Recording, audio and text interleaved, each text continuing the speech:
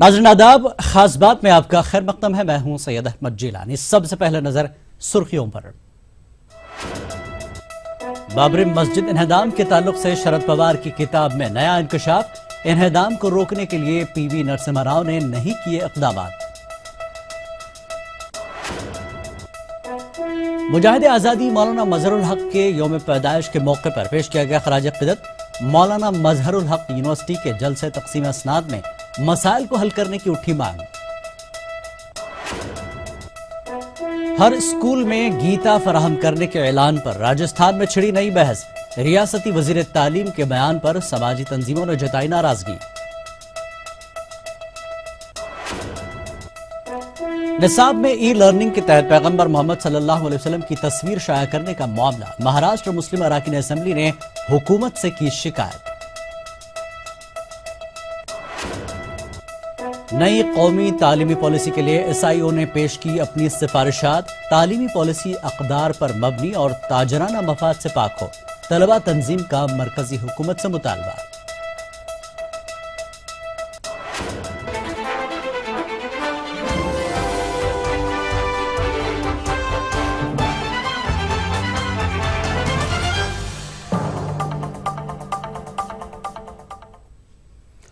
खास बात की सुर्खियों के बाद अब रुख करेंगे तफसील से खबरों का। NCP सरबराह शरद पवार ने अपने हालिया किताब में कई बातों का जिक्र किया है। इन्होंने अपनी किताब में लिखा कि उस वक्त के वजीर आजम PV नरसिम्हा राव नहीं चाहते थे कि इन्हदामी कार्रवाई हो, लेकिन वो इसको रुकवाने में नाकाम रहे। शरद पवार उस वक्त वजीर दिफा थे। NCP सरबराह शरद पवार ने अपने खुद नविश्त सवाने हयात में कई बातों का खुलासा किया है। इन्होंने बाबरी मस्जिद इन्हदाम के ताल्लुक से भी कई बातों का जिक्र किया है। शरद पवार उस वक्त कांग्रेस पार्टी से वाबस्ता थे और वजीर दिफा के ओहदे पर फायज थे। इन्होंने अपनी किताब में लिखा कि 6 दिसंबर 1992 को अयोध्या में बाबरी मस्जिद की इन्हदामी कार्रवाई के मौके पर फौजी इंटेलिजेंस को कारसेवकों की इस कार्रवाई की खुफिया रिकॉर्डिंग का हुक्म दिया था। शरद पवार ने उस वक्त के वजीर आजम आजहानी नरसिम्हा राव से कहा था कि इस खतरे से निपटने के लिए सख्त मौक़िफ़ इख्तियार किया जाए, लेकिन वजीर आजम वहाँ ताकत के इस्तेमाल के हक में नहीं थे। शरद पवार ने लिखा कि मेरी तजवीज़ मुस्तरद किए जाने के बाद मैंने फौज के शोबा इंटेलिजेंस से कहा था कि 6 दिसंबर को मुतनाज़े मकाम पर पेश आने वाले तमाम वाक़े की कलमबंदी की जाए। शरद पवार ने नरसिम्हा राव को एक कमजोर लीडर के हैसियत से बेनकाब कर दिया है। तम पवार ने ये लिखा कि नरसिम्हा राव भी नहीं चाहते थे कि इन्हदाम हो जाए, लेकिन इसको रुकवाने के लिए जरूरी इक़दाम नहीं कर सके। NCP के बानी और सीनियर लीडर शरद पवार ने कहा कि वो आज भी दिली तौर पर कांग्रेसी हैं। ताहम इन्होंने अंदेशा जाहिर किया कि मुल्क के कदीम तरीन इस पार्टी का मुस्तकबिल गैर यकीनी दिखाई देता है। Bureau report, ETV news. मुख्तलिफ तंजीमों के नुमाइंदों ने शरद पवार की किताब में किए गए इंकशाफ पर रद्दमल का इजहार किया। समाजी तंजीमों का कहना है कि बाबरी मस्जिद के इन्हदाम के लिए PV नरसिम्हा राव के साथ साथ कांग्रेस भी जिम्मेदार है। बयान आया है, इस तरह के तो और भी बयानात आते रहे हैं और इस बयान से कोई मसले का हल नहीं है। मसले का हल सिर्फ अदलिया है। जो इंसाफ पसंद हिंदुस्तान की आवाम है वो अगर चाहेगी तभी इस मसले का सही हल हो सकता है। और मुसलमानों ने तो इस बात का ऐलान कर दिया कि जो अदालत फैसला करेगी हम उसको मानने के लिए बाध्य हैं, उसको अमल करने के लिए पूरी तरह से कोशिश हैं। इस मामले में तो कांग्रेस साफ सुथरी नहीं कही जा सकती। वो मैंने जैसा कि अर्ज किया कि वो बराबर की कसूरवार रही है इस मस्जिद के मसले में, और जैसा कुछ उसको करना चाहिए था वैसा नहीं किया, बल्कि ऐसा लगता है कि वो भी इसको इशू बना करके अपनी सियासत करना चाहती थी। BJP और RSS वाले तो जाहिर है उनका तो इशू था, उससे उन्होंने फ़ायदा भी उठाया सियासी लिहाज से, और दिन दहाड़े मस्जिद शहीद कर दी उन लोगों ने। उनके मुजरिमों के खिलाफ भी जैसी कार्रवाई करनी चाहिए थी कांग्रेस को, वो भी नहीं किया। रायबरेली में केस चल रहा है, 17-18 साल 18-19 साल हो गए, अब तक कुछ भी नहीं हुआ। सीवान में अजीम मुजाहिद आज़ादी मौलाना मजहरुल हक की बरसी सरकारी तौर पर मनाई गई। इस मौके पर सिवान के हुसैनगंज डिवीजन के फरीदपुर गांव में वाक़ मौलाना साहब के मज़ार पर चादर पोशी करके इन्हें खराज अक़ीदत पेश किया गया, जिसमें वजीर ट्रांसपोर्ट चंद्रिका रॉय ने बतौर सरकारी सफीर शिरकत की। वहीं वजीर ट्रांसपोर्ट ने कहा कि हुकूमत की जानिब से फरीदपुर और मौलाना मजहरुल हक साहब के आशियाने के लिए जितने भी वादे किए गए हैं, इन सब पर काम जारी है और तमाम वादे जल्द ही पूरे कर लिए जाएंगे। राजकीय समारोह है, उसमें हम लोग भाग लेने के लिए आए हुए हैं और जो भी बातें कही गई हैं उस पर कार्य चल रहा है और निश्चित रूप से इसको बनाया जाएगा। बिहार कांग्रेस हेडक्वार्टर सदाकत हुसैन आश्रम में मजहरुल हक को उनकी बरसी के मौके पर खुसूसी तकरीब का इनेकाद करके खराज अक़ीदत पेश किया गया। रियासती सदर के साथ वजीर तालीम और IT डॉक्टर अशोक चौधरी के साथ साथ कांग्रेस लीडरान और अहलकारों ने मौलाना साहब की तस्वीर पर गुलपोशी करके इनकी शख्सियत और अजमत को याद किया। बिहार रियासती कांग्रेस कमेटी के पहले सदर मौलाना मजहरुल हक ने सदाकत आश्रम की बुनियाद डाली थी।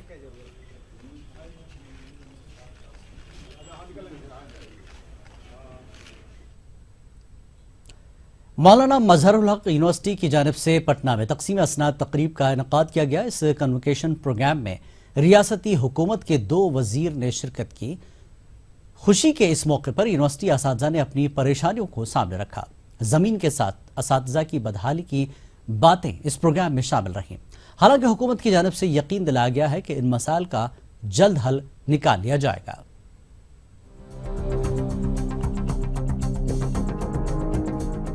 मौलाना मजहरुल हक यूनिवर्सिटी, जिसका क़याम 1992 में किया गया था, यूनिवर्सिटी को गुज़श्ता साल पटना में उस वक्त की जीतन राम मांझी हुकूमत ने 5 एकड़ जमीन फराहम की थी। लेकिन अभी भी यूनिवर्सिटी हज भवन के आर्जी मकान से अपना काम चला रही है। वजह है इमारत की तामीर नहीं होना। यूनिवर्सिटी के तीसरे कॉन्वोकेशन प्रोग्राम में दर्जनों तलबा व तालिबात को असनाद तकसीम किया गया। साथ ही इस मौके पर यूनिवर्सिटी इंतजामिया ने हुकूमत के सामने कई मुतालबे भी रखे। हमें साथ ही जमीन के मकान भी चाहिए ताकि यूनिवर्सिटी का अपना मुस्तकिल पता हो जाए। ये यूनिवर्सिटी मुख्तलिफ जगहों से घूमते हुए आज भी किराए के मकान में है। जिस बिल्डिंग में हम हैं, ये माइनॉरिटी वेलफेयर डिपार्टमेंट का मकान है। हुकूमत इंसाफ के साथ तरक्की करने का ऐलान करती रही है, लेकिन 2 दहाई बाद भी मौलाना मजहरुल हक यूनिवर्सिटी को इंसाफ नहीं मिल सका है। कन्वोकेशन प्रोग्राम की खुशी के इस मौके पर यूनिवर्सिटी का दर्द साफ तौर से महसूस किया गया। जमीन के साथ ही असातिज़ा की बदहाली का मामला ठंडे बस्ते में पड़ा है। ऊपर से अक़लियती फलाह के वजीर ने भरोसा दिलाया कि उनके इस मसले को न सिर्फ हल किया जाएगा बल्कि यूनिवर्सिटी के साथ तिब्ब की पढ़ाई भी शुरू की जाएगी। यूनिवर्सिटी को अपनी इमारत और अपने टीचर, तो फिर यूनिवर्सिटी सही शक्ल में काम करेगी और उसके लिए बजट भी बनेगा। ये 2 काम कराने के लिए हम वज़ीर तालीम से भी बात करेंगे और वज़ीर आला से भी बात करके इंशाअल्लाह आने वाले वक्तों में इन दोनों मसले का हल होगा।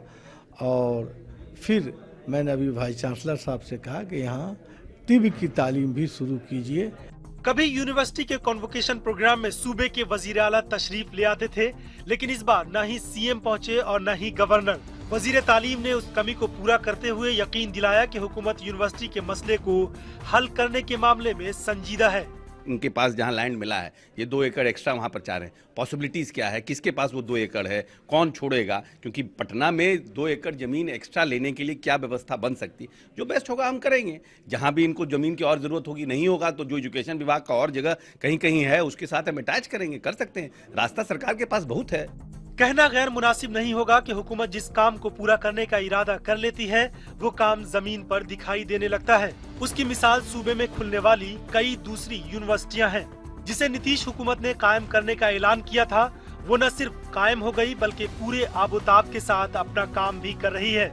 लेकिन 2 दहाइयों से अपने कयाम को लेकर जद्दोजहद कर रही मौलाना मजहरुल हक यूनिवर्सिटी के लिए आज भी हुकूमत से सिर्फ वादे ही हैं। महफूज आलम, ETV न्यूज, पटना। गीता जयंती के मौके पर राजस्थान के वजीर तालीम वासुदेव देवनानी ने ऐलान किया कि अब सरकारी स्कूलों की हर लाइब्रेरी में गीता होगी ताकि तलबा गीता की तालीम हासिल कर सकें। हालांकि ये मामला भी अब तनाज़े का शिकार हो गया है। कई तंजीमों ने वजीर तालीम के इस ऐलान की मजम्मत की है। पहले स्कूलों में सरस्वती वंदना को लेकर काफी तनाजा रहा। तो उसके बाद सूर्य नमस्कार को लेकर काफी बवाल मचा। लेकिन अब राजस्थान के वजीर तालीम वासुदेव देवनानी ने ऐलान किया है कि अब सरकारी स्कूलों की तरह लाइब्रेरी में गीता होगी, ताकि तलबा गीता की तालीम हासिल कर सकें और उससे सीख ले सकें। जब से ये सरकार आई है और जब से ये मंत्री बने हैं, अब तक कई ऐसे विवादास्पद न सिर्फ बयान दिए हैं बल्कि विवादास्पद काम भी ये करते आ रहे हैं। ऐसा महसूस होता है कि यहाँ संविधान के मुताबिक सरकार नहीं चल रही है, बल्कि किसी परिवार के इशारों पर या किसी परिवार के दबाव में यहाँ पर सरकार चल रही है और वो एजेंडा लागू किया जा रहा है। अगर वो ये कहते कि गीता के साथ साथ कुरान और बाइबल और दूसरी जो धर्म की किताबें हैं उन किताबों को भी रखा जाए और सबको एक निगाह से देखा जाना चाहिए, सबको बराबर का सम्मान दिया जाना चाहिए, ताकि स्कूलों में छात्रों में इनको पढ़ने का शौक पैदा हो और उनमें नैतिकता पैदा हो। इस बयान के बाद कई तंजीमें मुखालफत में आ गई हैं। जयपुर में जमात इस्लामी हिंद और समग्र सेवा संघ ने इस मसले को लेकर अपनी नाराजगी का इजहार किया। इन तंजीमों का कहना है कि इस तरह किसी एक मजहब की मजहबी किताब को बढ़ावा देना सही नहीं है। अगर वजीर तालीम सच में मजहबी तालीम को बढ़ावा देना चाहते हैं तो तमाम मजाहिब की मजहबी किताबों को स्कूलों की लाइब्रेरियों में रखवाएं, जिसमें गीता के साथ कुरान, बाइबल और गुरु ग्रंथ साहब भी शामिल हो। यहाँ का कभी मंत्री जी कह रहे हैं कि गीता रखी जाएगी, गीता रखी जाए तो सही बात है, फिर कुरान भी रखिए, बाइबल भी रखिए, गुरु ग्रंथ साहिब भी रखिए। सब जितने धर्मों को मानने वाले अपने प्रदेश में रह रहे हैं उन सब के वही रखिए। बच्चों को सबको ज्ञान भी मिलेगा, सभी में नैतिकता की बात भी है और सारे धर्मों का सार एक ही है। राजस्थान के सारे पुस्तकालयों में हमने गीता को खरीद करके लाइब्रेरी में रखवाया है, ताकि मेरा आम विद्यार्थी और शिक्षक भी इससे प्रेरणा ले सके। सूबे में तालीम को लेकर अलग अलग मामलों पर पहले ही काफी बवाल उठता रहा है। अब स्कूलों की लाइब्रेरी में गीता रखवाने की बात तूल पकड़ने लगी है। देखने वाली बात ये होगी कि इस मसले पर सामने आई मुखालफत का इख्तिताम कहाँ होता है। राजस्थान के वजीर तालीम के नए बयान को लेकर के काफी बवाल मचा हुआ है। उनका बयान है कि स्कूलों के अंदर अब लाइब्रेरी में बच्चों के पढ़ने के लिए गीता मुहैया करवाई जाएगी। इस मसले को लेकर के तमाम तंजीमें मुखालफत कर रही हैं और ये मांग कर रही हैं कि स्कूलों के अंदर तमाम मजहबों को बराबरी का दर्जा दिया जाना चाहिए। जिस तरह से गीता को स्कूल की लाइब्रेरी में रखने की बात की जा रही है, ठीक उसी तरह कुरान, बाइबल और गुरु ग्रंथ साहिब भी वहाँ रखा जाए, ताकि तमाम मजहबों को बराबरी का दर्जा मिल सके। अब देखने वाली बात यह होगी कि इन तंजीमों की मांग करने के बाद में क्या राजस्थान सरकार पर इसका कुछ असर होता है या नहीं। कैमरा पर्सन यासीन के साथ में अरबाज अहमद, ईटीवी न्यूज़, जयपुर। खास बात में खबरों का सिलसिला जारी रहेगा एक ब्रेक के बाद।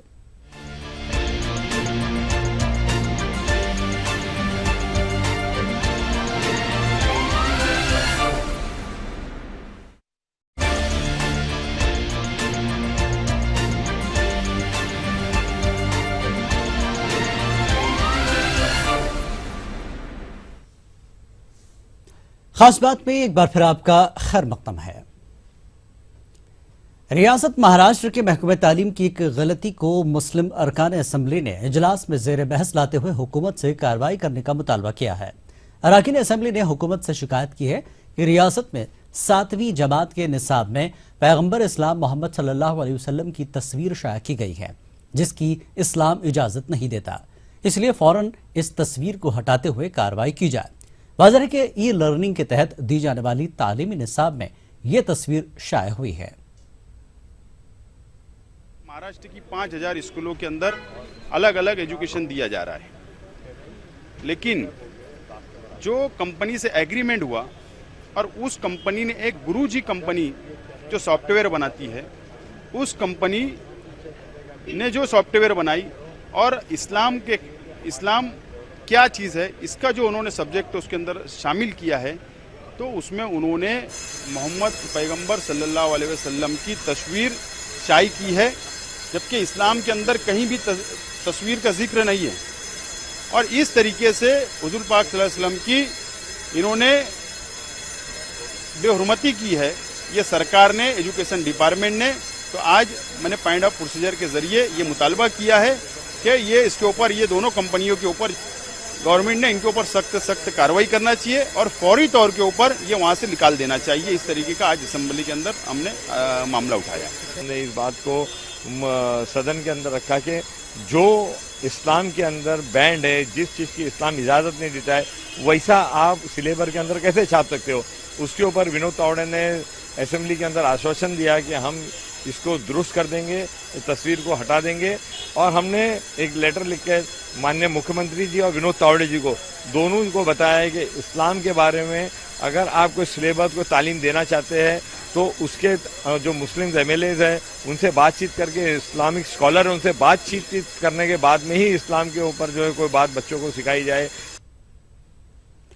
मरकजी हुकूमत की नई तालीमी पॉलिसी का मसवदा जल्द ही मंजर आम पर आने वाला है। दीगर तंजीमों और इदारों के साथ student Islamic organisation of India ने भी मरकजी हुकूमत को अपनी सिफारिशात रवाना की हैं। SIO ने मुतालबा किया है कि नई तालीमी पॉलिसी अक़दार पर मबनी हो और किसी भी सूरत में तालीम को तिजारत बनाने की कोशिश न की जाए। 1992 के बाद मुल्क के लिए नई तालीमी पॉलिसी तश्कील दी जा रही है। ये पॉलिसी मरकजी वजारत फ़रोग़ इंसानी वसाइल के तहत कायम करदा कमेटी तश्कील दे रही है। नई पॉलिसी के लिए मरकज ने अवाम और तंजीमों से सिफारिशात तलब की हैं। Student Islamic organisation of India ने भी अपनी सिफारिशात रवाना की हैं। बेंगलुरु में SIO ने अपनी सिफारिशात का इजरा किया। SIO ने मुतालबा किया कि नई तालीमी पॉलिसी जमहूरी और सेकुलर अक़दार पर मबनी हो। अहम चीज़ ये है कि वैल्यू बेस्ड एजुकेशन को हम लोग ज़्यादा फोकस कर रहे हैं कि उसमें गवर्नमेंट अगर कुछ इंप्रूव करना चाहती है वो हमारी क्वालिटी ऑफ एजुकेशन है। हायर एजुकेशन में रिसर्च सेंटर्स की कमी हमारे पास है। ऐसी चीज़ों को ज़्यादा से ज़्यादा फोकस करना चाहिए। मुख्तलिफ एकेडमिशियन से बेसिक कॉन्स्टिट्यूशनल कोर वैल्यूज़ जो है उसको हम नेगलेक्ट करते हुए नई एजुकेशन पॉलिसी ड्राफ्ट नहीं कर सकते। जो सोशल इंडिस्क्रिमिनेशन है, जो इंडस्ट्रीज़ है, जो ईजी एसेसिबिलिटी एजुकेशन को लेकर सबको होना चाहिए था, उसमें जो कमी है वो चीज़ों को कोर एड्रेस करने के लिए हमारी पॉलिसी उस लेवल की होना चाहिए। नई तालीमी पॉलिसी के लिए SIO की अहम सिफारिशात कुछ इस तरह से है। बिला तफरीक तमाम तलबा को म्यारी तालीम हासिल हो। स्कूली निसाब में मुश्तरका तहजीब, समाजी शमूलियत और कौमी यकजहती की अक्कासी हो। 18 साल तक तमाम तलबा को मुफ्त और लाजमी तालीम हासिल हो। इब्तिदाई तालीम बच्चे की मादरी जबान में ही फराहम की जाए। तालीम को तिजारत बनने से रोकने के लिए खास तवज्जो दी जाए। बेंगलुरु के माहिर तालीम निरंजन आराध्या ने मुतालबा किया है कि मरकजी हुकूमत SIO के सिफारिशात पर गौर करे। And we made our own draft, a kind of an alternate draft, which can certainly raise all these fundamental issues. We hope that like these draft recommendations from student Islamic organization will be taken very seriously. मुल्क के मुख्तलिफ मुकामात पर मुशावरती इजलास, online survey और कई माहिरीन तालीम से तबादला ख्याल के बाद SIO ने अपनी सिफारिशात मरकजी वजारत फ़रोग़ इंसानी वसाइल को रवाना की है। ETV news, Bengaluru. हर साल की तरह इस साल भी 24 दिसंबर को हैदराबाद में तामीर मिल्लत की जानिब से जलसे रहमतुल्लिल आलमीन मुनक्किद होने वाला है। ETV news network head Jagdish Chandra भी जलसे से खिताब करने वाले हैं। तामीर मिल्लत की जानिब से गुज़श्ता 65 सालों से 12 रबीउल अव्वल को जलसा रहमतुल्लिल आलमीन और 13 रबीउल अव्वल को यौम सहाबा मनाया जाता है। इस जलसे में मारूफ अरबिक स्कॉलर और अरब न्यूज़ के साबिक एडिटर शेख खालिद अल माइना को भी खिताब की दावत दी गई है।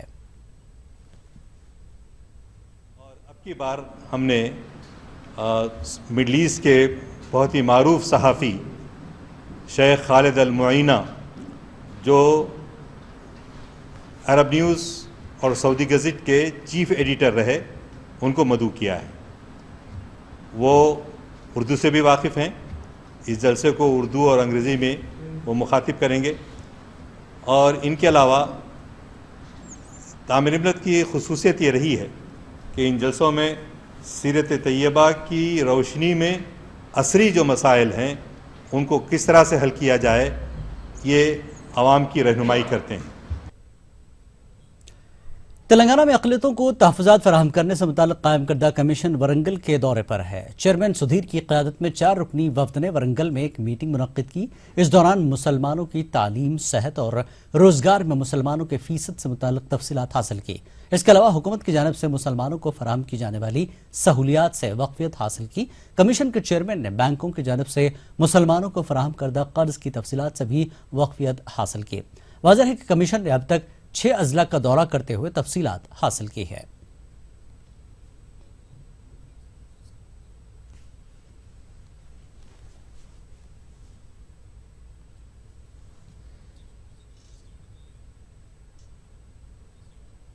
मुझे दीजिए इजाजत। आदाब।